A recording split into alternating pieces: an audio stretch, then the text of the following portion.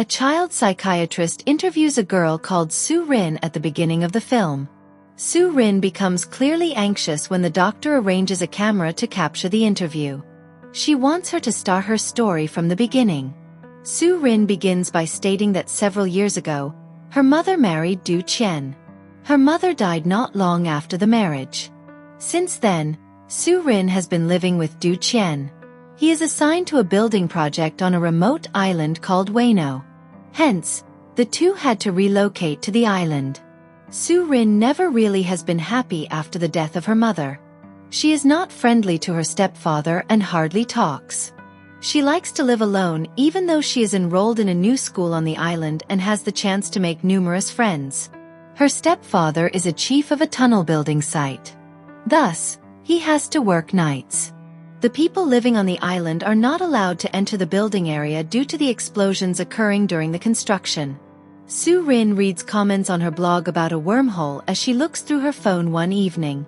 Soo Rin wanted to flee the planet when her mother passed away, and while looking for means of escape, she became fascinated in wormholes, paranormal entities, and so on. She even discusses such subjects on the school computer and with others online. Her peers can read her comments and ridicule her when she leaves her computer unlocked by mistake.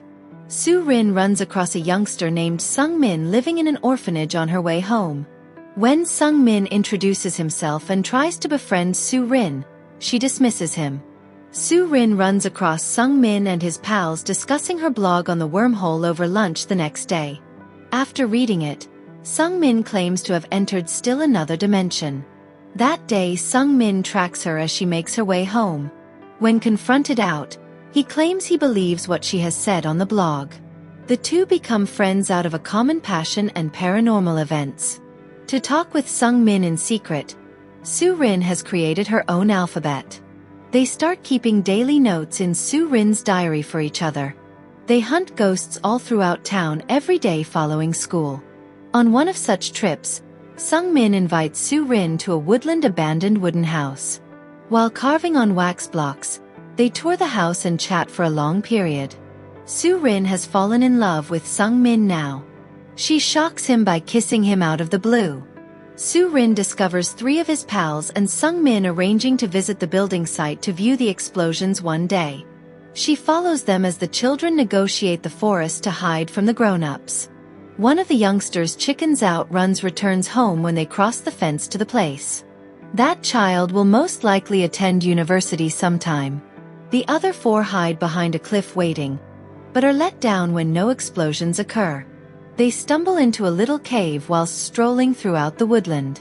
They choose to investigate it, and one after another they enter. At the end of the cave, they eventually stumble upon a brilliant shining material sunk in water. Soo Rin figures it as a meteoroid. Sung Min decides to delve into the sea and extract the element on his own. The item quiesces on being pulled out of the tunnel. The youngsters find it to look like an egg. According to one of the guys called Tai Shik, the egg might have belonged to a time goblin. I want some whatever Tai Shik is on. His grandfather had once informed him that a cave where the time goblin resides opens up in the mountains on full moon evenings. Anybody entering the cave will emerge out as an elderly man. Since they did not age, the other children reject his claims. Soo Rin finds her gift from her mother, her hairpin, vanished. The guys guard the egg as she returns into the cave searching for it. She discovers her pin and also notes the glowing egg is back in the sea. She comes out confused to see the egg has cracked and all of her buddies are absent. She searches the wilderness for them till it dark. She must spend the night since she finally gets lost in the forest. The next day, a police squad searches the wilderness for the children. Head of the investigation is Detective On. Soon the cops discover Soo Rin comatose in the forest. She is fortunately living and healthy. The investigator asks her what happened to the other guys in the hospital, and she relates all about the cave and the shining egg. Her narrative is not believed by the grown-ups nor the detective. She even brings them to the forest to demonstrate the cave, but she cannot locate it. It almost seems to have vanished following the full moon night. Then the investigator is told that Jae Wook, one of the missing lads, has been discovered buried on a beach 20 kilometers from the town. It turns out that Time Goblin, more precisely an asthma attack, was the reason he died. The case becomes kidnapping since someone had to bury him below Earth instead of missing person. After the incident, weeks pass but the other two lads are nowhere to be seen. Soo Rin returns to her quiet, introverted personality without Sung Min. She also is as perplexed as anyone, yet nobody accepts her truth-telling. She hears something outside her house one day. Checking finds a man sprinting towards the forest. She trails him into the heart of the forest. She collapses to the ground a few minutes of jogging and the male stops too. He approaches her and stares fascinatedly at her while Soo Rin freezes in disbelief. Speaking for the first time, the man states he is Sung Min. Soo Rin snaps out of her stunned state and flees away crying when she hears his name. She tells Do Kyung about the man quickly when she finds herself in front of his car. Assumed to be the kidnapper, the police are notified about the occurrence and begin looking for the man in the woods. When Detective On probes Soo Rin about the man, she finds he was posing as Sung Min. Although the kidnapper is nowhere to be found, the cops come upon Soo Rin's diary sheet and Sung Min utilize leaving notes for one another.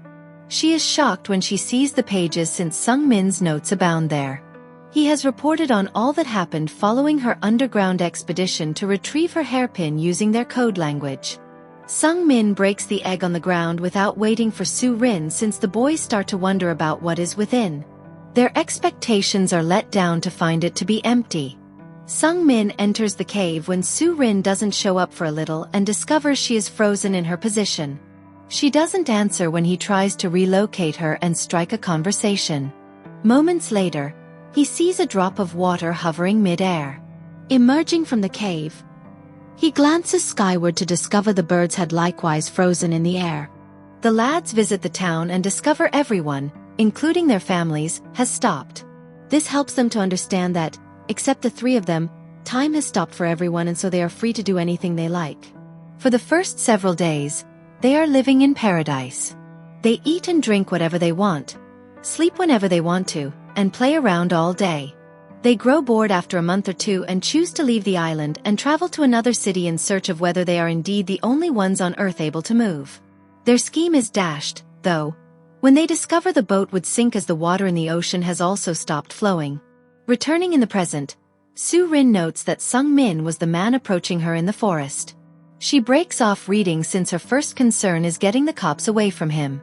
She says she lied about seeing anyone in the jungle as they will definitely arrest him for being the kidnapper should they locate him. The cops believe her, and she keeps reading the notebook. Many months later, the men begin to occupy a mall tent.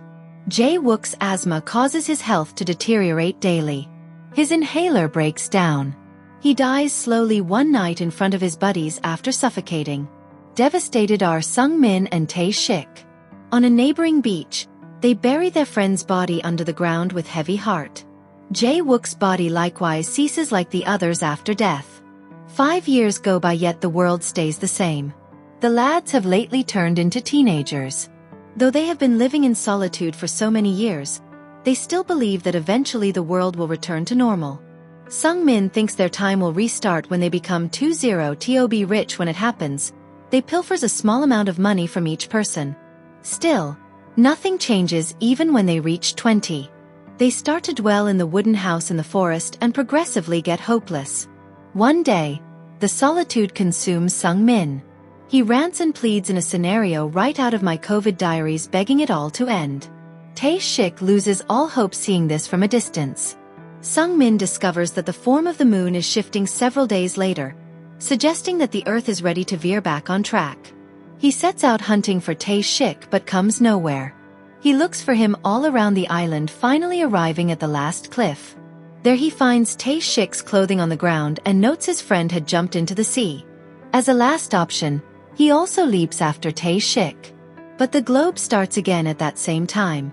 Rising out of the sea, he finds great fascination in the flowing environment. After reading the journal, Soo Rin hurries to the wooden house, at last spotting her friend. Though they are not sure whether anyone will believe them, they choose to share the narrative with the world. CCTV footage shows the police Sung Min in the woods at the same time. They think he is the abductive agent. Sung-min visits Soo-rin's room at night seeking emotional support. Having lived alone for such a long period, he is afraid he will hurt himself in order to get over the suffering. Arriving at the building site the following day, Tae-shik's parents accuse Do-kyung of their child's disappearance. Soo-rin is creating stories to save her stepfather. They think the explosion in the site killed their son. Soo-rin and Sung-min visit the orphanage Sung-min utilized in meantime. Soo-rin comes outside to call Sung-min after explaining everything to the warden. But at that moment, her father drags her away. Sung-min tells his mother like warden all he used to do as a child. Though she is startled, she still does not believe him. Kyung locks Soo-rin in her room at night. Sung-min frees her by entering via the back door. Running from the house together, they discuss what they ought to do next. Soo-rin recalls coming onto a second egg in the cave. She advises she uses the egg and goes back as an adult to show the others Sung-min is innocent. But Sung-min opposes the concept since he understands how challenging it is to live alone. He would sooner be called a kidnapper than let her experience what he went through in earlier years.